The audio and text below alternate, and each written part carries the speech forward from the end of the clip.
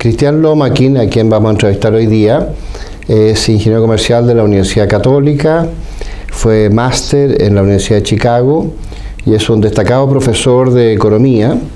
Tenemos hoy día la oportunidad de hablar sobre el desarrollo de Chile, sobre la historia de la economía en Chile y sobre lo que ha pasado en el siglo XX y la situación actual a principios del siglo XXI y cómo esto podría evolucionar hacia el futuro.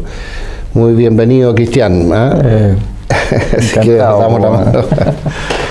de verte, Daniel, de nuevo. Así que cuéntanos un poco, Cristian, lo que tú quieras hablar, pero yo partiría por cómo ves tú la evolución de la economía chilena a partir de la independencia, incluso si quieres a partir de la colonia, pero a partir de la independencia por lo menos.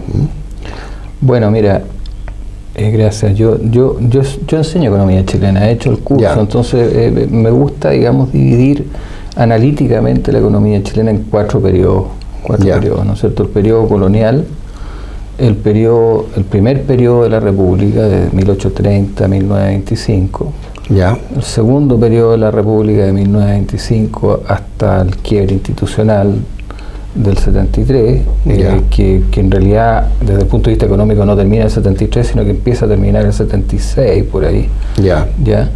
Después el periodo del 76, las transformaciones, ¿no es cierto?, del gobierno militar, que sería como un tercer periodo. Y si uno quiere separar eso del régimen democrático que viene después, el régimen democrático sería un cuarto periodo. A partir del año 90. Claro. Si uno le da importancia al hecho de que cambie el régimen político. A pesar de que, como sabemos ahora, durante los primeros años del régimen democrático, el segundo régimen democrático chileno, las reformas siguieron bastante vigentes. Entonces uno podría... Los primeros 20 años por lo menos. ¿Te fijas? Sí. Se podría decir de que eso es un solo periodo también, pero para diferenciarlo del régimen militar, podemos decir que son cuatro periodos. ¿Y cómo es la colonia? Bueno, la colonia es como es casi todas las colonias de España. Aunque no era colonia, éramos provincia de España, pero bueno. Según tengo entendido, somos dependientes del virreinato del Perú, ¿no es cierto? Vecinos con el virreinato de La Plata, que se fundó después. Sin embargo, Chile, digamos, controló territorios dentro de lo que fue después el virreinato del Plata, ese era el Mendoza, todo eso.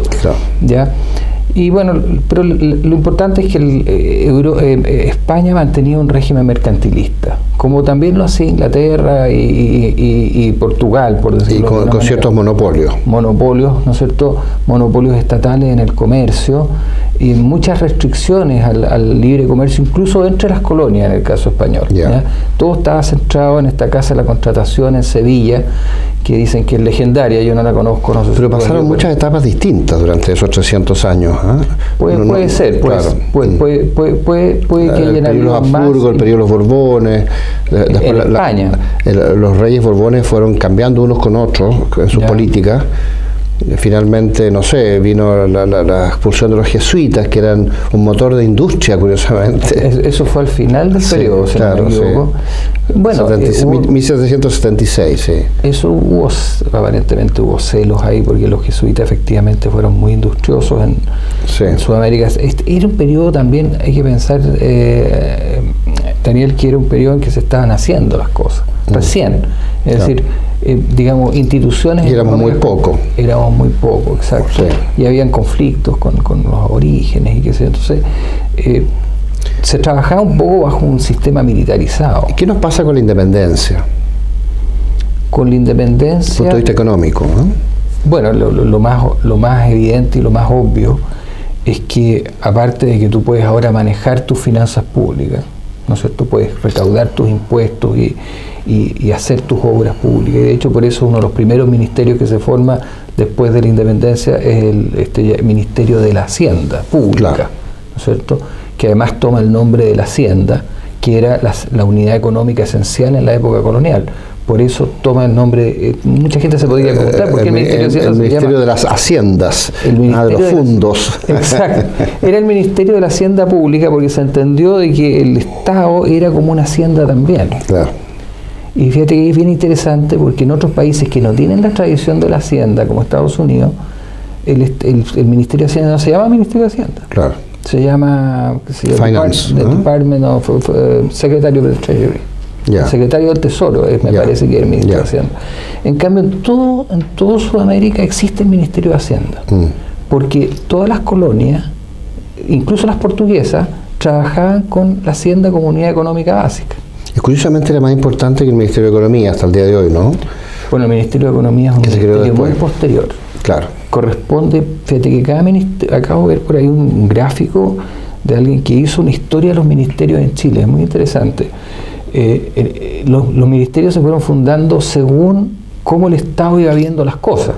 Yeah. Y el Estado chileno de 1830 a 1925 no fue un Estado regulador, como sí lo fue después de 1925 con la Corfo y todo eso. Y ahí recién aparece el Ministerio de Hacienda, que tiene como un propósito regulador. El Ministerio de Economía. El Ministerio de Economía fue originalmente un ministerio regulador. En cambio, el Ministerio de Hacienda es un ministerio de finanzas públicas, que calza los ingresos del fisco con los egresos del fisco. Esa era básicamente la historia. ¿Ya? Y bueno, en los tiempos de Portales, el ministro de Hacienda fue uno de los personajes más importantes, ¿no es cierto? Rengifo y todo eso. Yo estoy en desacuerdo con eso, porque como yo soy descendiente de Joaquín Prieto, y creo que el gran gobierno fue el de Prieto, bueno, yo veo que Portales no estuvo en ese gobierno. Todo el mundo cree que poco menos que Portales gobernaba y que Prieto era un presidente, una figura decorativa. Pero si uno ve la verdad objetiva de lo que realmente ocurrió, es que en el gobierno de Prieto Portales no estuvo, no fue ministro, excepto cuando Joaquín Prieto, en forma muy insistente, le pide en 1836 que asuma el Ministerio de Guerra y el Ministerio del Interior, porque hay este problema que se acaba de crear con Perú y Bolivia, la Confederación Perú-Boliviana, y lo contrata para la guerra contra Perú y Bolivia. De hecho, a Portales lo mata el ejército, se levanta el ejército, lo captura y lo fusilan, una facción del ejército, porque no querían ir a esta guerra, que no le encontraban sentido. Y es Prieto el que controla el ejército, que tenía un prestigio superior al de Portales. Hoy día Portales tiene un prestigio creado, curiosamente, por el propio Prieto cuando él muere, para crearlo como un gran estadística. Pero en el gobierno de Prieto Portales no estuvo. Y todas las políticas no son de Portales, son de Prieto. Y eso la gente no se da cuenta. Yo esto lo insisto porque como era miembro de la familia, me preocupé por revisarlo y me chocó mucho, me ha chocado muchísimo que la gente hable de Portales cuando realmente no estaba. Sí, Portales estuvo en el gobierno de Tomás de Ovalle, que fue un gobierno muy corto, en que Prieto hizo esta revolución contra el movimiento Pipiolo, en fin, finalmente la guerra civil de 1830, que la gana contra Ramón Freire, que era un gran personaje por lo demás. Y ahí Portales sí estuvo colaborando financieramente con el Ejército del Sur para esta guerra civil. Y después, cuando Prieto asume, Portales renuncia. Y nunca participa, incluso no le interesaba la Constitución del 33, que no dio tanta estabilidad, en fin.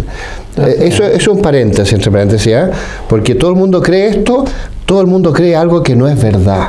Es muy curioso, es muy curioso. Bueno, yo me aclaro dos puntos. Yo me guío solo por lo que he leído, no tengo parientes en ese periodo en Chile, entonces no tengo la inside information que tienes tú, pero bueno, era un decir, pude haber dicho tiempos de Prieto, dije tiempos de Portales quizás por error, ¿ya?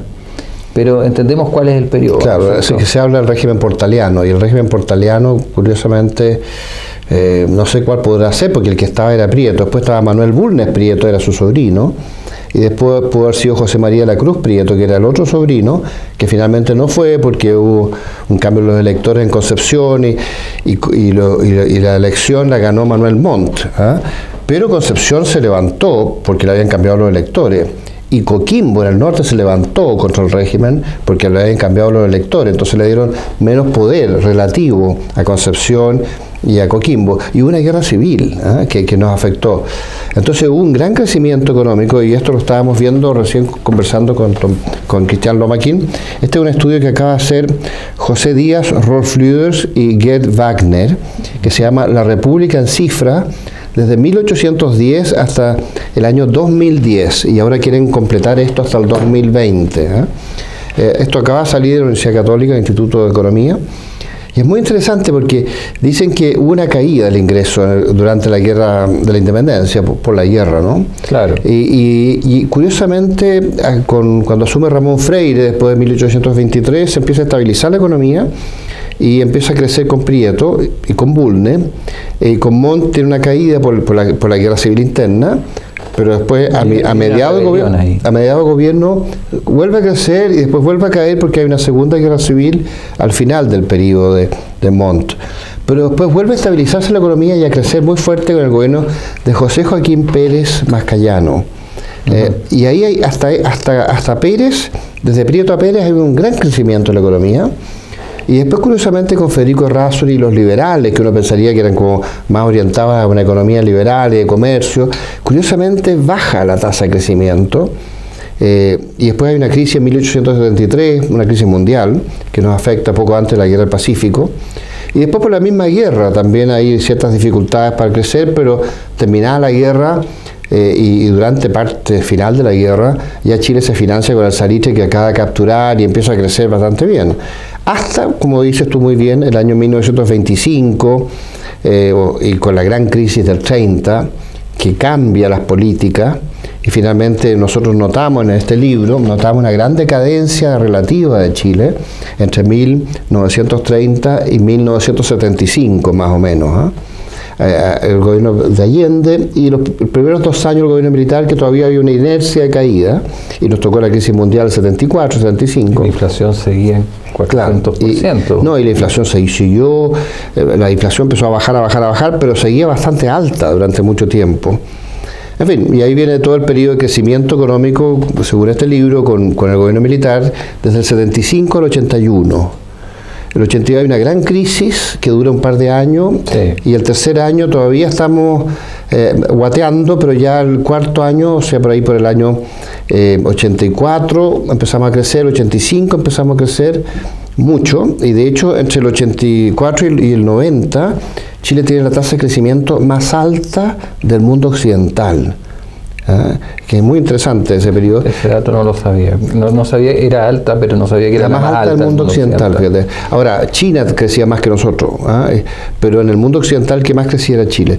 Y después viene el periodo de la concertación, en que curiosamente ellos mantienen las políticas de mercado y siguen creciendo, pero le empiezan a meter trabas legales, pequeñas, graduales, y van empantanando el crecimiento hasta que viene la crisis de Frey, que hay una crisis económica internacional, después la del 2008, y ya con el gobierno de Michelle Bachelet Chile se frena, se frena con la reforma. Con el segundo gobierno de Michelle Bachelet, el primer gobierno de Michelle Bachelet todavía crecimos un poco, sí. No mucho, pero crecimos algo, y se mantuvieron ciertos equilibrios.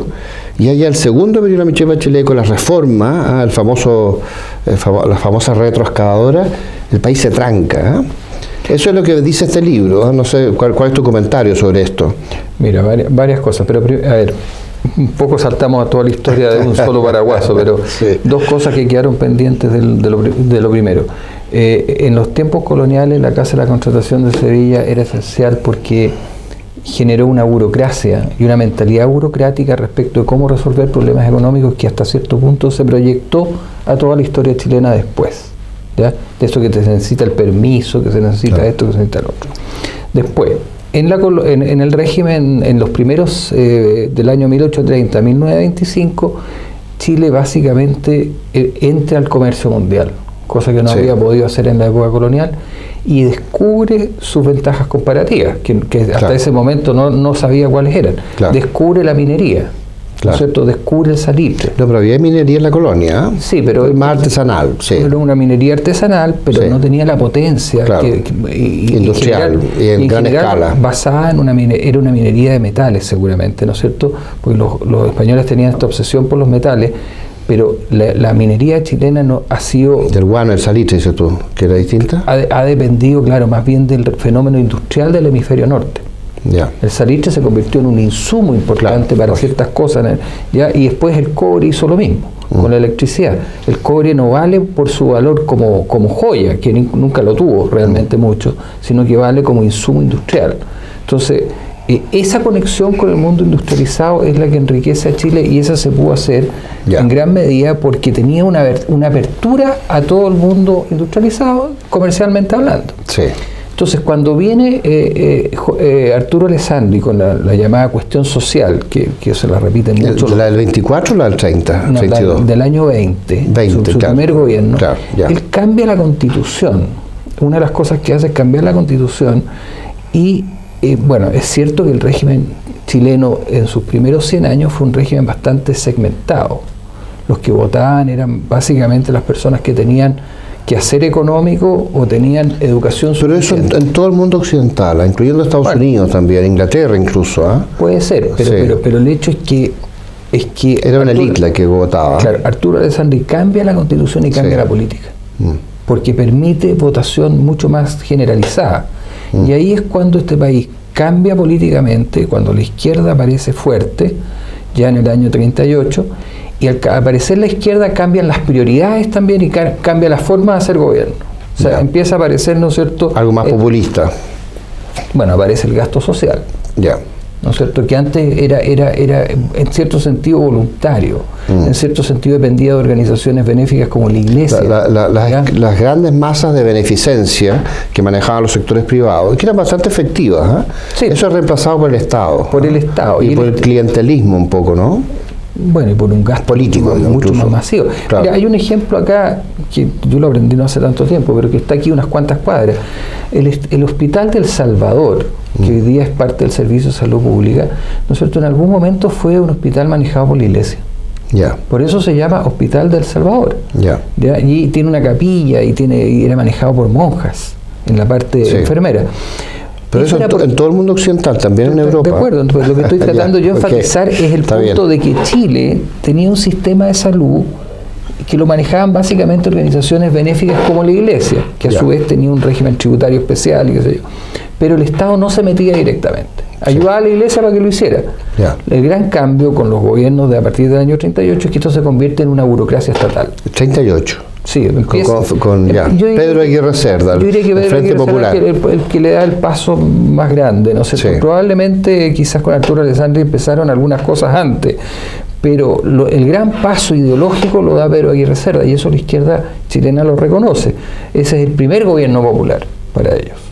Que un periodo muy revolucionario de Arturo Alessandri entre el 20 y el 24, después Ibáñez lo vota, y después, bueno, finalmente se consigue la Constitución del 25. Es que yo creo que lo que pasó ahí, perdona que te interrumpa, porque yo hice un curso de Derecho Constitucional en la Universidad Diego Portales que me pareció muy interesante. La élite tradicional chilena no le tenía desconfianza a Arturo Alessandri. Claro, porque no era miembro de la aristocracia. No, y además porque quería hacer el cambio constitucional. La Constitución era el fundamento, digamos, siempre ha sido así, las constituciones cambian todas las reglas. Entonces, la élite chilena que se había enriquecido legítimamente, a mi entender, con el comercio exterior y con el salitre y con esto y con lo otro, y con la agricultura, veía en el cambio constitucional un peligro, y lo era, efectivamente había un peligro. Entonces Arturo Alessandri Palma llegó al poder con mucha oposición. Uno de los grandes opositores era el Mercurio. De la época, hay que a su vez, el Mercurio era el gran paraguas informativo que tenía Chile sobre la élite, porque no había televisión, acuérdate, la radio estaba recién empezando. Entonces recuerdo ese comentario del profesor de Derecho Constitucional en esa época, que la pelea entre Agustín Edwards y Alessandri fue muy contundente. Entonces yo diría que Ibáñez es posible que haya actuado un poco cuando expulsa a Alessandri de la Moneda y lo manda a Italia, probablemente presionado por esa élite. Yo no creo que esto haya sido una cosa, una movida, había una moda, parte de la élite. Había una moda mundial de los militares interviniendo en política que se había notado ya en los 20, después de la Primera Guerra Mundial, en Europa. Mussolini llega el 21 con los fascistas, contra el terror rojo, el terror negro, que eran los fascistas. Y después, poco tiempo después, el 23 Hitler, ¿no? Y en los nacionalismos también en España, en Portugal, incluso en Francia, la Croix de Feu, que sea, incluso en Inglaterra había un movimiento nacionalista medio neofascista. Seguro. En Inglaterra también. Y entonces se dio ese reflejo en América Latina, y Ibáñez, que él era un militar de clase media, porque también había una cierta aristocracia en el ejército en esa época, pero después entra la clase media al ejército, que es una cosa nueva.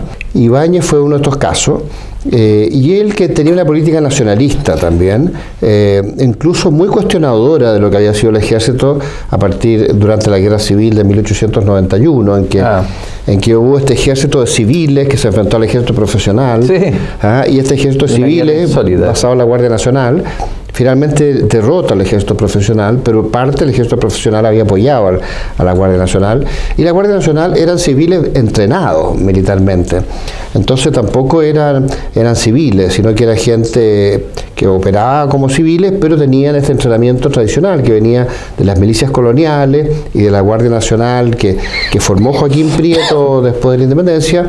Todo el mundo habla que lo formó Diego Portales. Diego Portales fue comandante de un regimiento, está bien. Pero tiene muchos hinchas, Diego Portales. Esa tradición de las milicias coloniales y después la Guardia Nacional en la época de la independencia, o sea, en la época de la República, hace que en la Guerra Civil de 1891 los civiles le ganen al ejército en esta guerra civil. Increíble. Entonces, el ejército lo forma la gente de la Guardia Nacional a partir del 91 en adelante. Pero viene un cuestionamiento cuando viene la prusianización y la profesionalización con las ideas prusianas. Hay una gran movilización de Chile por una posible guerra con Argentina en 1896. Entonces, a partir de ese periodo hay un cuestionamiento del ejército que venía de 1891, y finalmente hay un cuestionamiento de las nuevas generaciones contra estos aristócratas que habían luchado en la guerra civil del 91 y que se mantenían muchos en poderes altos. Y la profesionalización de la juventud militar es un poco encabezada por Ibáñez. Hay un cambio ahí. Era un líder. Era un líder, sí. Era un líder, no cabe duda. Él también formó carabineros, claro. Sabes eso, pero eso ya en su periodo. Ahora, la aristocracia tradicional lo consideró como una dictadura, lo que estaba tratando de imponer después de Ibáñez. Y de hecho se instaura una dictadura, y él desplaza a Alessandri y lo manda al exilio. Y solamente Ibáñez cae. 1924 estás hablando. Claro, pero el 25 y el 26 Arturo Alessandri se va al exilio. Y él vuelve porque Ibáñez cae por la crisis mundial. O sea, el 29, cuando Ibáñez estaba... Pero alcanzó a escribir la Constitución. Y tengo entendido que eso... el 26 se va. El 25 ya lo habían aprobado la Constitución de Arturo Alessandri. Ahí tengo una anécdota. Sí. El hombre, uno de los grandes, según dicen los entendidos, yo soy economista más que político, uno de los grandes políticos que ha habido en Chile, nombró en la comisión constituyente al propio Agustín Edwards, que era su opositor. Entonces el tipo lo que quería en el fondo era sacar adelante su proyecto y no tuvo ningún problema en transar con quien hubiera que transar. Sin embargo, por supuesto, la Constitución al final la hizo él. Lo que pasa es que la Constitución del 33 tuvo ciertas pequeñas modificaciones después de la Guerra Civil, y vino lo que se llamó el periodo parlamentario, de acuerdo, en que había una pérdida de autoridad del presidente de la República muy fuerte, que había partido desde la época de Federico Errázuriz Zañartu, y también después continuó con su hijo Federico Errázuriz Echaurren mucho después. Pero desde ese periodo había partido esa transformación de la Constitución del 33, en que el presidente no tenía la autoridad que tenía Prieto, Bulnes, Montt, Pérez, sino que a partir de Errázuriz empieza a perder poder relativo, el presidente empieza a tener más poder relativo al Congreso, y esto se agranda aún más después de la Guerra Civil, cuando el Congreso le gana al Ejecutivo la Guerra Civil. Pero ese periodo también es considerado un periodo bastante negativo por el desorden que se produjo, por el excesivo cambio de ministerio, en fin. A pesar de que el país siguió creciendo, curiosamente, y siguió creciendo bien. Así que al final, oye, lo que uno podría decir es que... los países crecen cuando el gobierno no está. Crece más, sí. Bueno, esta primera parte yo creo que la vamos a concluir ahora, porque después vamos a hacer un segundo periodo, vamos a hacer 3 pequeños conversaciones, porque esto es más que una entrevista, una conversación, 3 conversaciones de unos 18 o 20 minutos. Perfecto. Así que no sé si tú quieres decir algo para cerrar este primer ciclo. Que creo que la historia chilena en materia económica es fascinante, precisamente por los cambios de signo que tiene. y por los resultados que se generan en cada signo. Son más o menos lo que la Academia Económica termina por decir. Sí, que la coincide. economía, claro, que las economías cerradas generalmente se ahogan, no funcionan, que la economía abierta, particularmente para un país relativamente pequeño, porque no somos un país grande, ¿te fijas? Claro. No podemos ser Brasil, que quizás puede tener una economía cerrada y puede tener una economía interna, claro. Nosotros necesitamos el comercio exterior y eso es una de las cosas que por suerte se ha logrado un consenso respecto a eso, pero que en ocasiones no se ha tenido ese consenso o hemos caído en el error de asfixiarnos nosotros mismos y ahí la economía chilena efectivamente ha caído. Entonces es casi como un caso que se puede analizar con libros, ¿no? Muy bien.